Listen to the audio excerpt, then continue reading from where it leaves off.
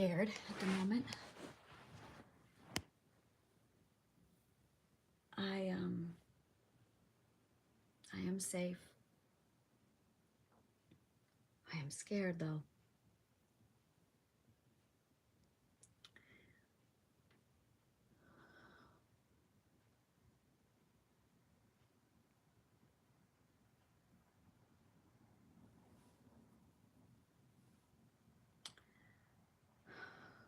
trying to figure out how to start. This is Anna's story. I have been wanting to tell my story for a very long time, but certain things about my universe, about my childhood, have to be understood before I can just tell people my story. And I found for a while that I would start to tell my story and people would be like, I don't understand. I don't understand. How is that possible? And instead of listening, they invalidated what I was saying. I said I was raped on 9/11, and the response I got back once was, who could even have sex on 9/11 when that was happening? Do you hear what I just said to you? And that's how you respond. So I needed to set the stage. Before I can even tell my story, I have to set the stage.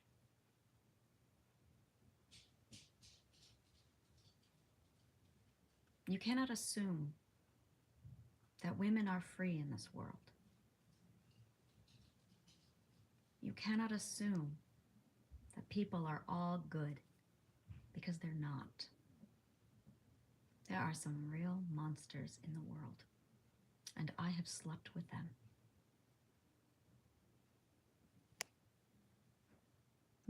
No, this isn't me trying to be like you anymore. I think that's what I'm at. I'm tired of doing things your way, your as in society, and it doesn't work for me. It doesn't work for me because it contradicts my truth. And I finally prioritize my truth above everyone else's. This is where I had to go. This is where I've been trying to go. So, I have always wanted to be a philosopher. It is my dream job to be a philosopher, to just sit and wisely talk to people all day. It's my dream job. So, I'm going to do my job because the universe has been yelling at me for a long time that this is what I need to do, and I don't listen because I'm stubborn, really stubborn. Actually, this undertaking requires courage and faith. Faith that I'm going to be okay, even though I'm not working right now to pay my rent, but faith. And I had to learn humility. And in my opinion, there is nothing more humble than reaching out to all of your friends going, I really need help, guys. It takes a level of trust to get to that level. So in the last 6 months, I've had to learn loss, humility, and faith.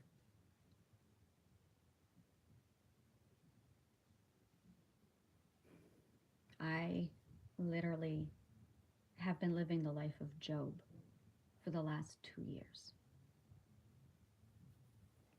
There's really no other way to explain what's happened to me. I got Jobbed.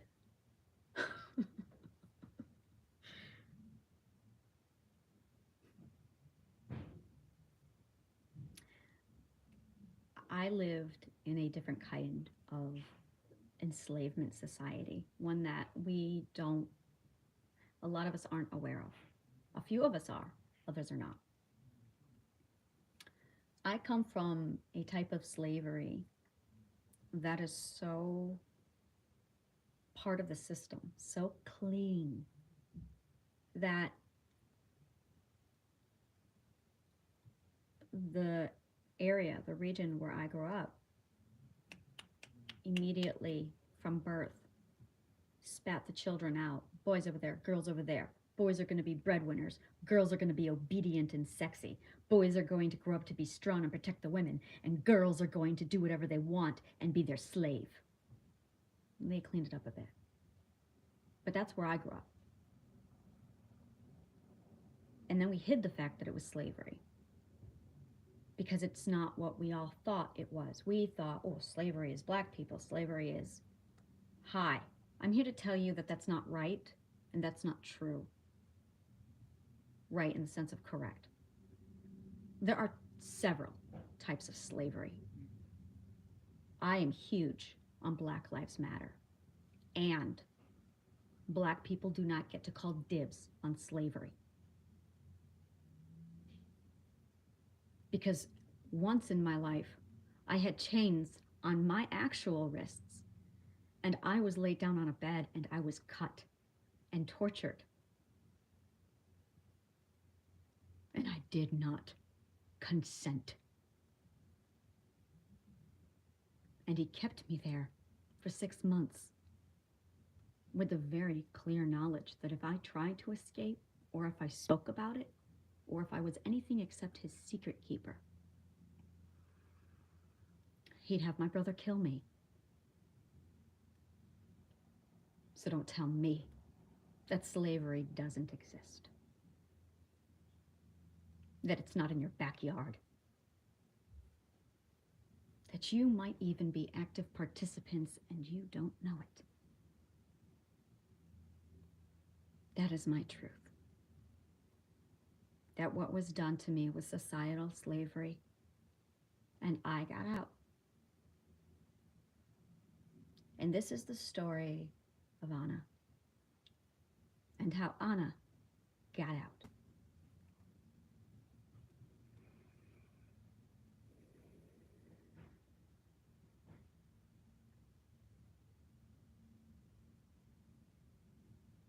I am really scared to tell this story, because it brings a lot of truths to light that people aren't going to be ready for. This is me being afraid of my own success. And it's not success I'm afraid of. It's becoming a martyr that I'm afraid of. I believe that when I step out and start telling people my theories and ideas, that I will be killed. That's right. That's what I'm afraid of. Because I'm going to make a lot of people really upset.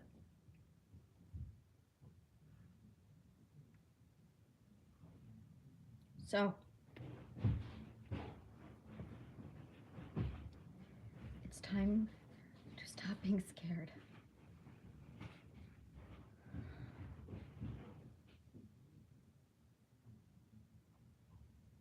I am so scared.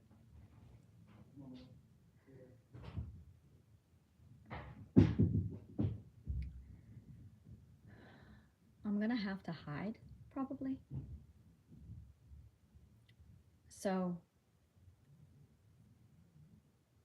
my name's Armeni, and my legal name floats. It's not attached to anything.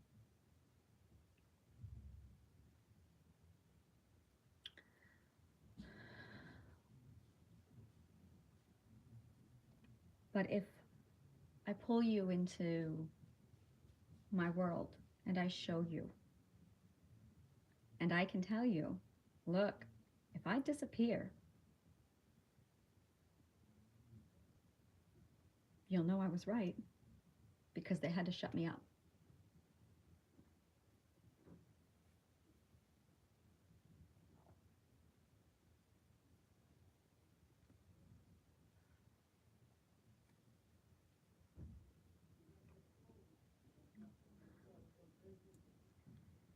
There is nothing wrong with just talking.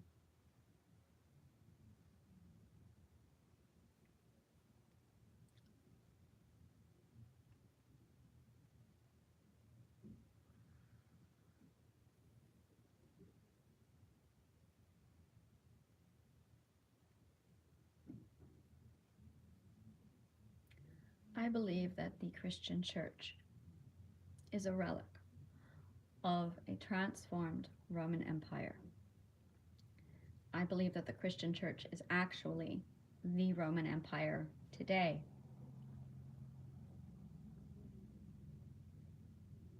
And it was cherry-picked and designed to be exactly what they wanted it to be back when Rome built the Council of Nicaea. I believe that Christianity was built off of a narcissistic model on purpose with which to manipulate people and deliberately enslave them so that they would conform and be obedient.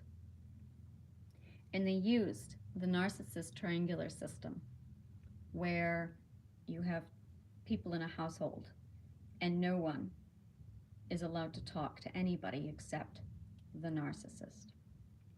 So you have person A and you have person B and you have the narcissist. In a triangular communication system, person A is allowed to talk to no one except the narcissist. Likewise, person B is not allowed to talk to anyone except the narcissist. This allows the narcissist to obtain as much data as possible, to understand all the players and all the functionings and all the feelings, and then to turn around and use them against A and B so that A and B are pitted against each other, destroying trust. As a result, the only form of contact that A and B have now is the narcissist. That is the narcissist's triangular communication system that they implement. It is one of their tools. The other tool that they use is an actual system. Everyone has a role, everyone has a place. The narcissism thrives on theater. In fact, their entire lives are built up on a staged expectation. But in order to ensure that other players cooperate, the narcissist then uses its narcissism to manipulate each of the players so that everyone assumes the needed role.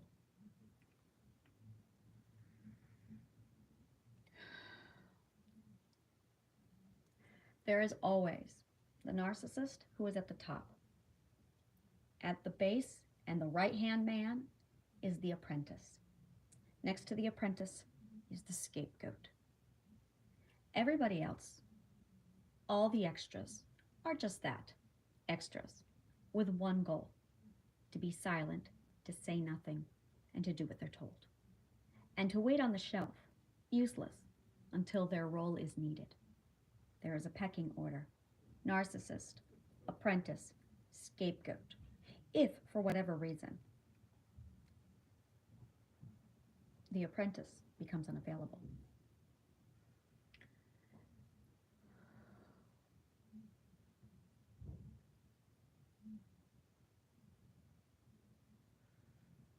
the scapegoat moves into the role of apprentice, and a new scapegoat is pulled from the collective. When the Christian church was built, God was placed as the narcissist at the top, with multiple apprentices. The apprentices are the priests. The priests are the only ones allowed to speak to the narcissist. In addition, there is a narcissist system within a narcissist system, so that this priest over here can build his own system where he is a narcissist and he answers to a narcissist. Likewise, he is now the narcissist and all of his people have to answer to him. So in a way, he has a narcissist system. But B can also have the same thing, another narcissist system, with God at the top, having God and then the priests, and them all agreeing that what was agreed upon 2,000 years prior is accurate. The priest then represents his own narcissist in his own community. Those would be the churches, where people now have to obey and answer and only speak to the priest. The triangular system is built so that everybody goes and confesses their sins and wrongdoings to the narcissist. The narcissist then takes that information and he knows exactly what sermon to deliver next time it comes around because he knows what everyone's been up to. Clever. He literally monitors their psychology through ethics. You know what we call this? We call this philosophy. This is actually philosophy, and then underneath philosophy you have ethics, the study of morality. You have existentialism, the study of are we really here or not? I love existentialism. And then we have this other subbracket called logic, formal argument. Unfortunately, when people dive into into philosophy, what they get is the history of philosophy. I'm a passionate historian. It was boring. It was really boring. Oh my God. I'm a passionate Romanologist, a passionate historian. I read biographies for fun. I read the dictionary and encyclopedia for fun when I was 8. I'm that person, okay? History of philosophy is boring. Really boring. So, it was actually studying the philosophy that was like, oh my God, this is amazing. I really don't give a crap about Plato or Socrates, but oh my God, this is amazing. And I just sponged it up. My father came home with an encyclopedia set when I was 8. I don't understand it. I do understand it. It was free. He brought it because he liked the look of it, of us looking like that kind of a family. So he brought these books in and he put them on the shelf. And he was like, oh, they were free and these are like $2,000. And they were. Who would throw them away without the internet being available? So anyway, I started sneaking them off the shelf. I started reading all of them. I read all of them. And I cherry-picked all the topics I loved the most. I was 8, and I wanted music. So I studied music. And I wanted opera and dance and ballet and psychology and architecture, sociology, and government, and Rome, and theology, more philosophy. And I started noticing things around me. I started noticing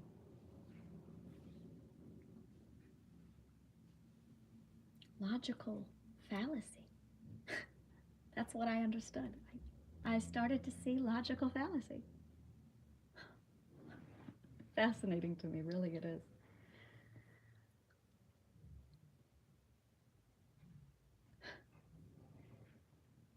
You thought I was gonna go to practice and not shit on anything? I think I know where to start my story. So I am Anna, and I was raised in a society where women and girls are born second-class citizens and are enslaved. And the system in which we are enslaved is so efficient that we don't even know we're slaves.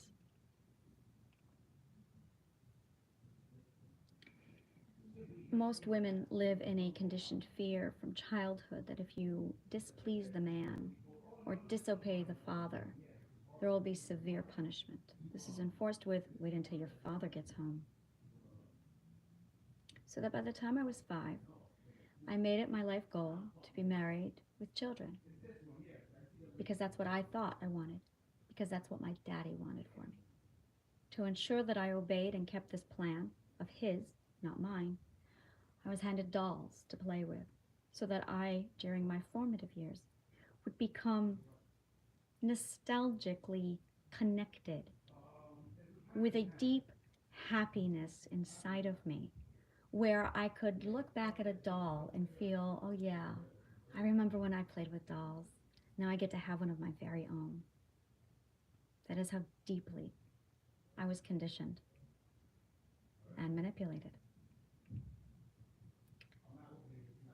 What they did not count on was me being exposed to my very violent brother.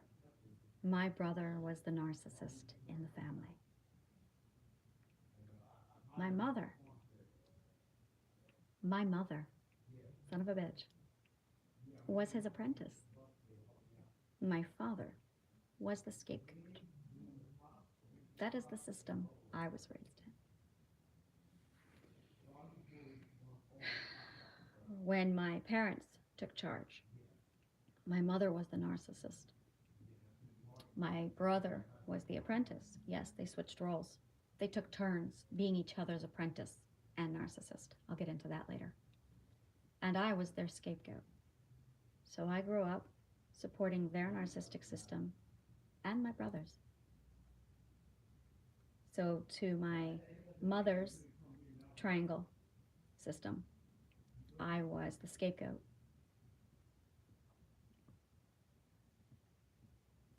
And to my brothers, I was just an extra on a stage placed on a shelf.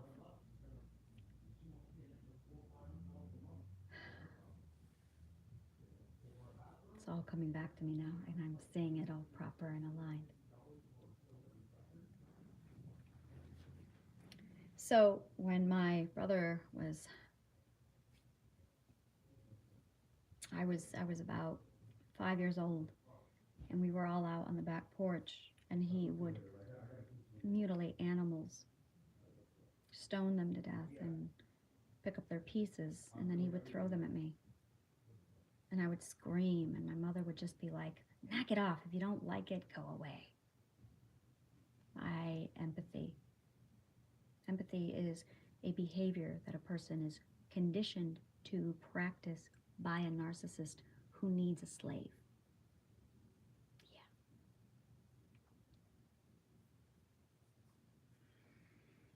Yeah. Narcissism is slavery, the whole system. That is what I recently realized. That if you are in a narcissistic system, you are actually in a slave situation. I really need people to make that connection and to hold on to it for what I'm about to say. Well, for all of it, actually. Because my brother was in charge, he was allowed to do whatever he wanted, and he did, and that included torturing animals. By the time I was 5 years old, 6, I had become a very strong advocate for animals' rights. Strong advocate for animal rights. In fact, I was a vegetarian. My family owned Central New York's largest gun shop and served a wide range of hunters. And I was their daughter, who was a vegetarian, who believed in animal rights. I have always had one problem, and that's keeping my mouth shut. I don't know how to not speak up and advocate. So, true to my philanthropist ways, I was sitting in the gun shop one day. I was 8 years old, and I had already started to talk about vegetarianism and animal rights, and my father was doing this whole shut up, shut up.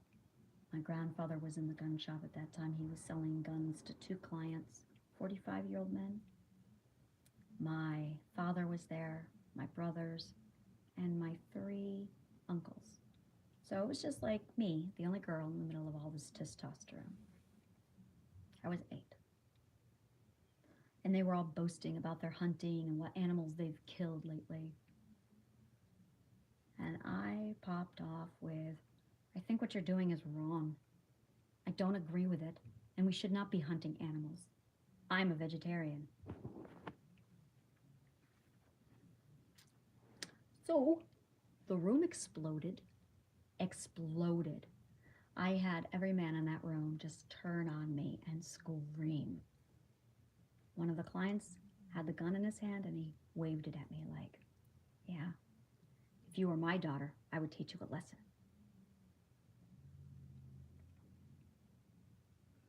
My grandfather screamed at me, "Why would you say that to my clients?" My uncles just blew up with their ethics. My father was worse. He just looked at me and said, "You have embarrassed me." And then seeing that stranger, if she were my daughter, and then wave that gun at me, I woke up the next morning somebody else. I had split from multiple personality disorder. That would be the start of me living as somebody else.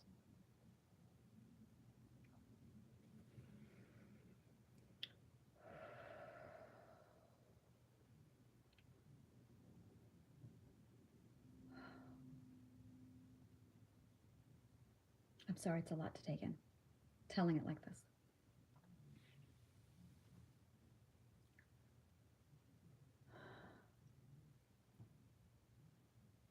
I woke up as someone else the next morning and with all my memories gone, except one. The one that I could not forget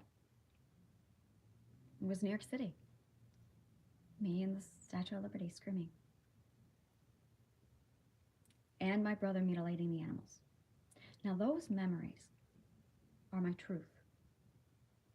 This is what was going on the inside with my trauma.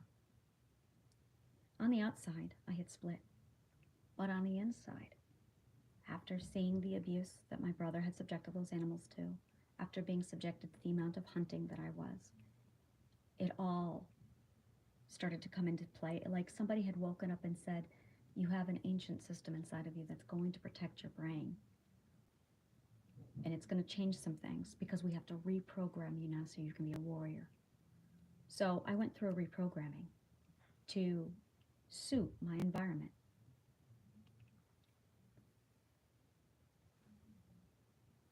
I feel so free telling this story.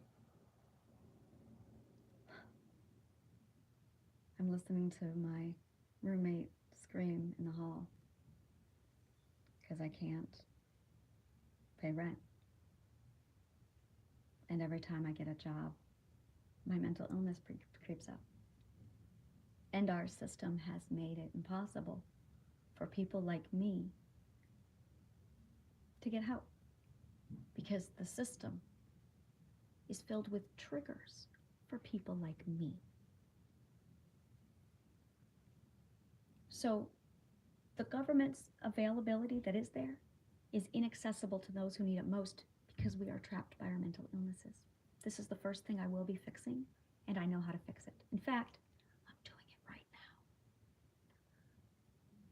I'm putting out a YouTube video to talk to people like me so I can start reaching people on the inside. Hi. And I'm going to start by telling you my story. So I woke up at 8 years old, a completely different person, and I only could remember New York City, and I remembered my brother mutilating animals. And those were my pillars of truth inside of me. Those were my true. And I couldn't let those go. I could not. I could not do it. So that all being said, let's show that for a minute. I forgot that I was a vegetarian. And I forgot about that room where they yelled at me. I forgot all of it. But I was still a vegetarian. The part of me that split and separated was still a vegetarian and still inside of me. Her name is Angela. She is my core. Angela 2.0 took over from there. I don't know much about Angela 2.0.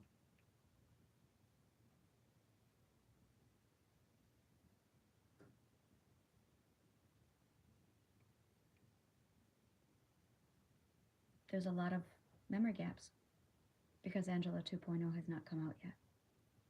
She's holding all of them, which means I won't be able to integrate until Angela 2.0 does come out. I don't remember much from 9. I remember the car accident.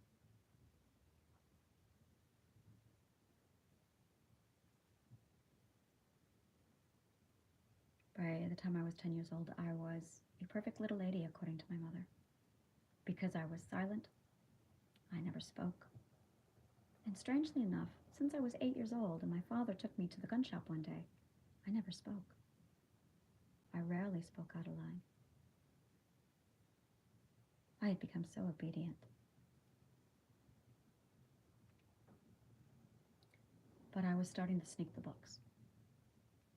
I found Pilgrim's Progress because I love classic literature. I hold to my truth. So I read it like 12 times because it was literally the only piece of classic literature in that building. The church banned books. So if Christ and God was not named in the books, it was not allowed. And I love classic literature, which meant the only classic piece of literature I was allowed was Pilgrim's Progress. I wonder if John Milton was available. John Milton may have been in there. I'm pretty sure it was. Dante's Inferno. But like I said, I love classic literature. So I found the one book that was classic lit and I read it over and over. Pilgrim's Progress talks about ethics and philosophies.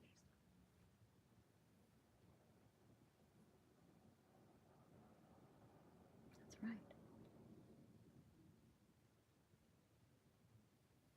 I see it now. So, when I was 10, I was woken up by a phone call. My mom had woken us up about 2 hours late from school, an hour late for school, to tell us that my cousins and uncle were on their way home from church the night before and they got hit by an 18-wheeler, DWI.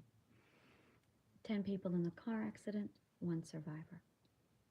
My 3 cousins, all under the age of 12, and my uncle were killed in the accident. My best friend at the time, Mary, was taken to the hospital. She had brain damage. She couldn't speak. She adored me. My mother pulled me aside, narcissist, and said, "You and Mary are best friends. We think you can cure her. We're going to take you to the hospital and keep you at Mary's bedside, so hopefully she'll attach to you and wake up."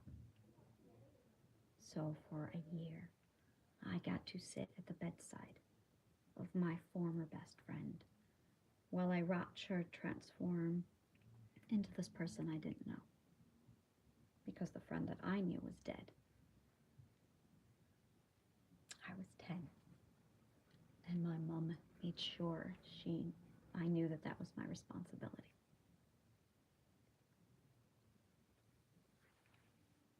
I started to slip into worlds with mermaids and fantasy by then. My brother had stopped mutilating animals and instead had gone on to beating me. He would target my cats and torture them as a means to lure me out of my room. And then he would beat me if I tried to save my cat. Sometimes he would just torture the cats or he would throw them on me.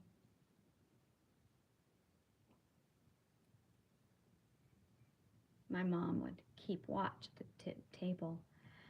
And when my dad came home, she would scream, "Your father's home, go to your room." She had to make sure that everything was built up perfectly for her owner. And the owner did not like children.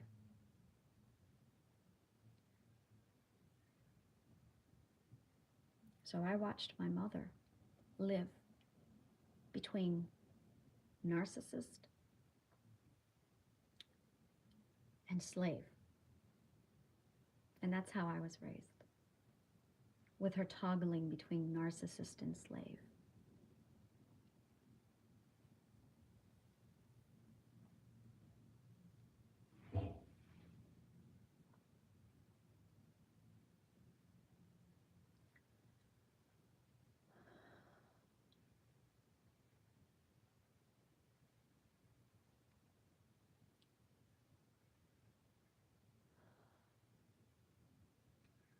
The beatings continued up until I was 15 years old. A couple times my brother did a few things that were sexual that I don't like talking about. When I was 12, a kid at school, without consent, kissed me and grabbed my breasts. On the bus at 8 years old, a boy non-consensually grabbed my ass. And I went into obedient slave role. Head down, stay silent, let them do whatever they want to you. Because I was taught to obey. And I was taught to never argue with a man. So that when these men said, fuck me, I could not say no. Because I was that conditioned to be a slave.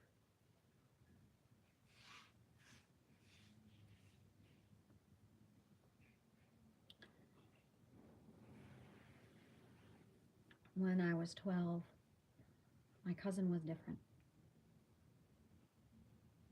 She was hypersexual, and she asked me to sleep with her. I said no. I was allowed to say no to her. She was a girl. But instead she said, but I almost died. So I consented. It continued for 6 months. And I finally stood up to her and said, I won't do it anymore. A week later, I caught her with my sister.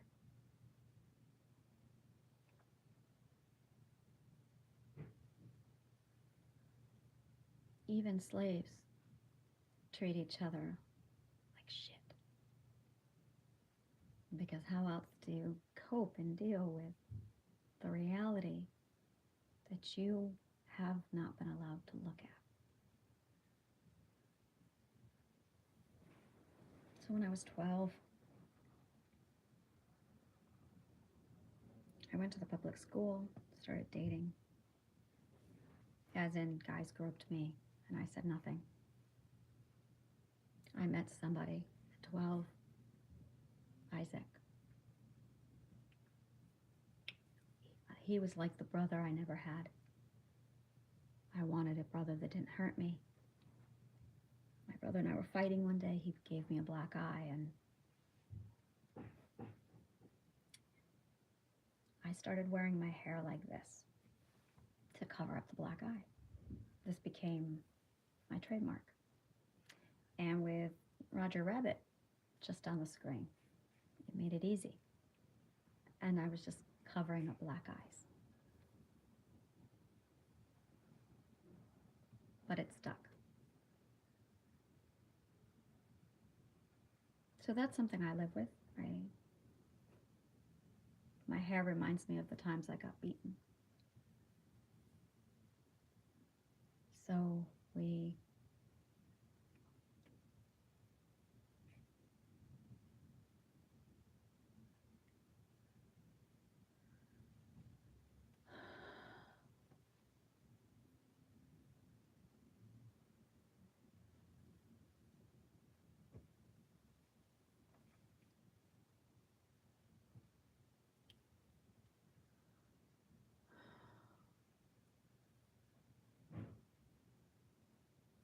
I was in the public school. And I saw something I had never seen before in my life. It was called a library.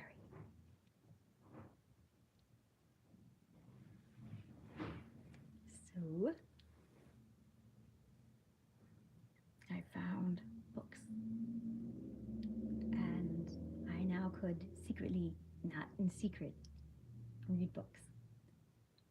And I read as many great books as I could find. I read Phantom of the Opera. I read Les Miserables. And I would, Don Quixote. Don Quixote hit me hard. Don Quixote is still my favorite. And that's what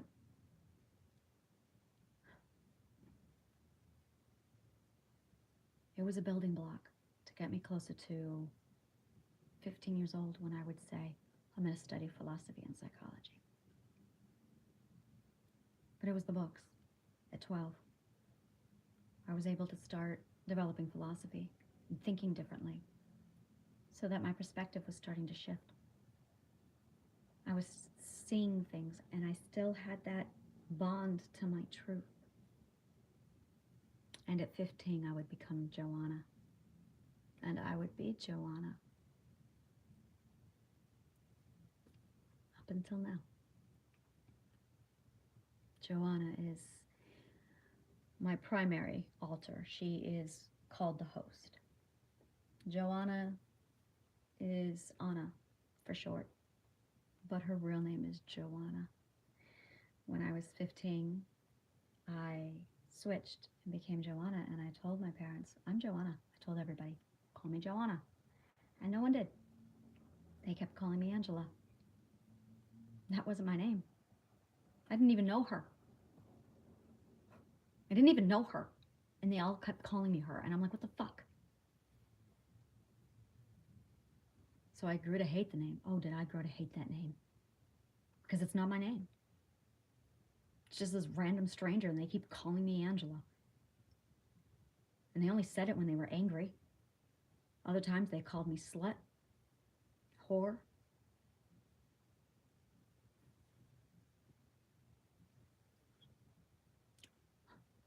My third owner whistled at me like a dog. Whistled instead of using my name. To this day, when I hear someone whistling, I respond. Yeah. Yeah.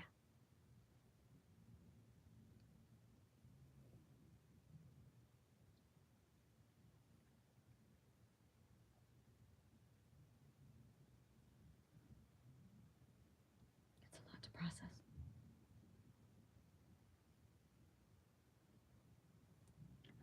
It's a lot to actually say with words.